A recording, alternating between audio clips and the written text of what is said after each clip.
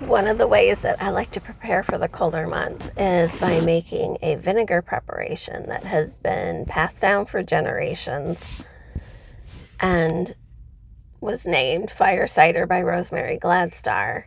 And she really made this, the basic recipe, popular. The basic recipe is made with horseradish, ginger, garlic, onion, cayenne, apple cider vinegar. And this is something that you can take a shot of when you're not feeling well or as a precautionary measure. You can also put it in other food items. You can put it in a salad dressing and use it as a dip or on your salad. And this preparation contains plants that have antibacterial properties and are just really healthful for our body during that cold and flu season. And you can make this your own twist. If you have certain herbs that work well for you and that you prefer, you can switch those out for other herbs or add them as an addition. It's, make it fun. There's also a wonderful book that Rosemary Gladstar compiled that has a lot of fire cider recipes in it, and I would recommend it. So let's get started and make this wonderful wintertime remedy. I'm going to slice some lemon, and then I'm going to cut each slice in half. Lemon has antioxidants, vitamin C, magnesium, and potassium.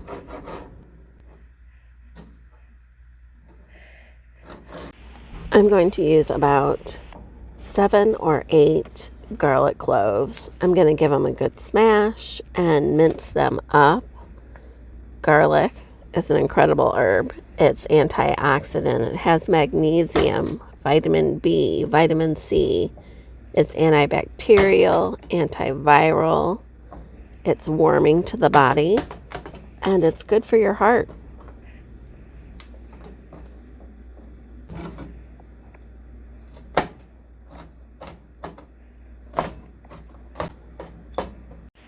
I'm going to grate the horseradish, and horseradish is warming to the body. It is good for the circulatory system. It can enhance the immune system.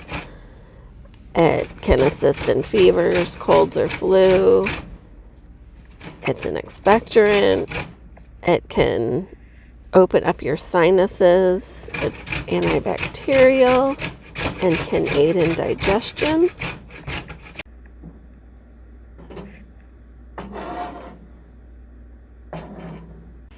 You can grate or chop your ginger. I did a little of both. Ginger is anti-inflammatory, it's antioxidant, it's good for digestion.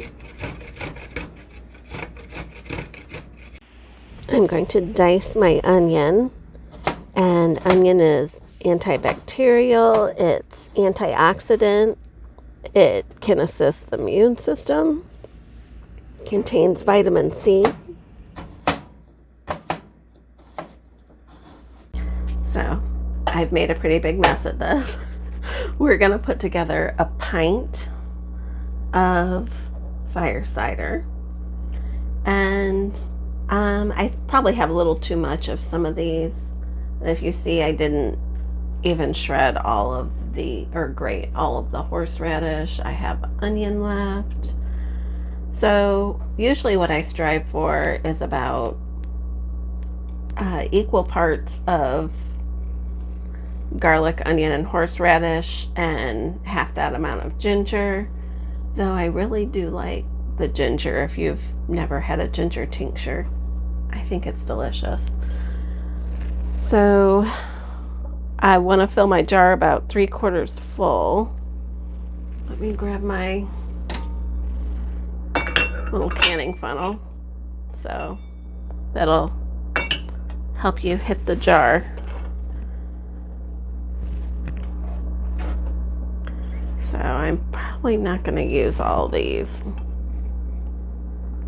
We'll see. We'll see. And honestly, you can mix it all up together and throw it in there, or you can layer it. I'm gonna add a little more onion and a lot of garlic.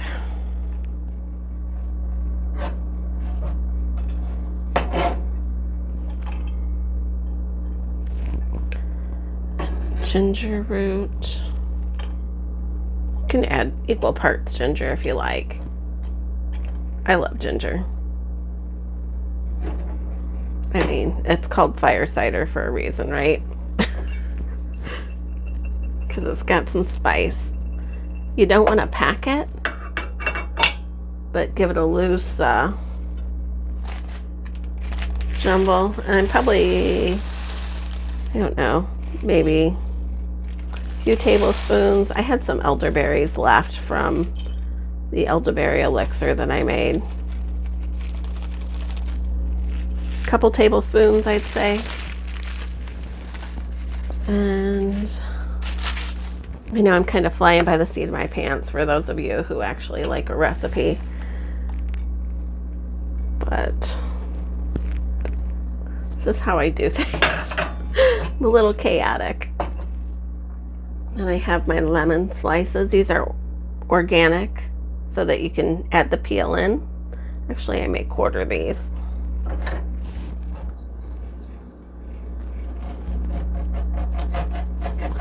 Give them a good quarter and they'll fit in there a little better. And I'm going to add some fresh oregano and thyme to it, but I'm going to do that in a little bit because which I'll film too, but if the dogs see me go out on the patio, they're going to lose their minds. So I'm going to add a little more horseradish and onion. And let's see, that might be a little over 3/4, but we're gonna go with it. We want to make sure the apple cider vinegar covers the preparation. And this is an organic raw apple cider, raw, unfiltered, unpasteurized apple cider vinegar. If you're unable to get raw organic apple cider vinegar, just get the best that you can get, that you can afford, or that you have available, and it'll be okay. We do what we can. So I'm gonna fill this to the top, and you'll wanna, you can see this was a vegan mayo jar before it was my fire cider jar. So you'll want to use a plastic lid, either that or put a piece of parchment under a metal lid, because the apple cider vinegar will definitely corrode metal eventually. So just give this a good shake every day and let it sit for 3 to 4 weeks and strain it out. And you can add it to, you can add it to dressings or other food. I would, because I use the raw apple cider vinegar, I like the benefits of that, so I would want to have it raw. Some people take a couple spoonfuls or a little shot a day through the winter just to keep themselves healthy because of all the good antibacterial, antiviral herbs and food in there. So I hope you try this out and enjoy it. I think I probably mentioned earlier, but I'm probably going to make a couple other types of apple cider vinegar, fire cider, and experiment with a few things. This is the first time I put the elderberry in it. Sometimes I do oranges instead of lemons, or I do oranges and lemons. But it's really an interesting process. You can do a lot of different things with it. And if you want to know more about fire cider, check out Rosemary Gladstar's book that she compiled with a lot of her herbalist friends, and there's a ton of fire cider recipes in there and some background. But also in the morning, so tomorrow morning, I will check this out and see if the apple cider vinegar level has dropped, and if it has, I will top it off, especially since I added something that's dried, because that'll absorb the liquid. Most of this is fresh. Well, all of it's fresh except for the elderberry. And then I'll show you the adding of the herbs in a few minutes. Oregano is warming. It has antiviral and antibacterial properties. It's good for digestion, breaks up congestion, good for a sore throat. Thyme also has antibacterial and antiviral qualities. It's good for cold and flu, sore throats. It's great for the immune system. So I am going to strain out my fire cider. And it's actually been about 5 weeks. I don't know if you can see, this is what it looks like. And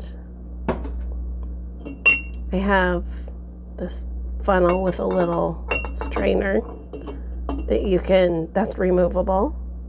So you can just use it as a regular funnel if you like. But I am just going to run this through here. And it's kind of packed in there, but I'll get everything out. Sorry, I can't find my tripod. So I know the video is shaking. But I'll press this out to get as much of the goodness out as I can. And you can, if you like, you can add honey to this to kind of mellow it out, because it has a lot of pungent herbs in it. Some people add the honey during the actual extraction process. I've done both. There's no honey in this one. I'm not sure if I'm going to add it or not, but you can take a shot of this a day. You can have a teaspoon a day. Just work with it and see what you like, what works for you. You can add a little bit of it to your salad dressings. You know, you can get creative with it. And then a lot of people will dehydrate the remains and season with it. They'll dehydrate it and powder it. So you can try that too if you like. And I can smell it now. So have fun with this. Don't be afraid to get in there and just do it, because that's how you learn. One of the ways you learn.